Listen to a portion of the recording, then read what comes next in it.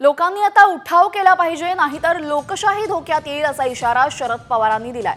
पुण्यात ज्येष्ठ सामाजिक कार्यकर्ते आबा आढाव यांनी ईव्हीएम विरोधात आत्मक्लेश आंदोलन सुरू केलं। त्यांच्या आंदोलनाला भेट देत शरद पवारांनी पाठिंबा दिला आणि यावेळेस निवडणुकीमध्ये सत्तेचा गैरवापर करण्यात आला, यासोबतच पैशांचा महापूर आला होता असा आरोपही शरद पवारांनी केलाय। तसंच संसदेमध्ये विरोधकांना बोलू दिलं जात नाही असा आरोपही पवारांकडून करण्यात आलेला आहे।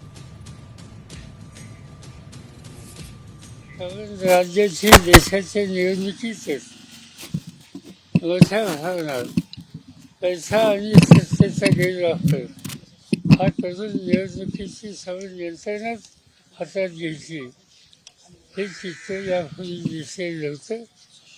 ते यावेळी महाराष्ट्रात बघायला मिळाले आणि त्याचा परिणाम लोकांची अस्वस्थता वाढलेली आहे। शेवटी एक प्रकारचा जनतेचा उठावच या सगळ्या प्रश्नाच्या संबंधी केला नाही तर संसदीय लोकशाही पद्धती ही उद्ध्वस्त होईल अशी चित्र या ठिकाणी आज दिसतं।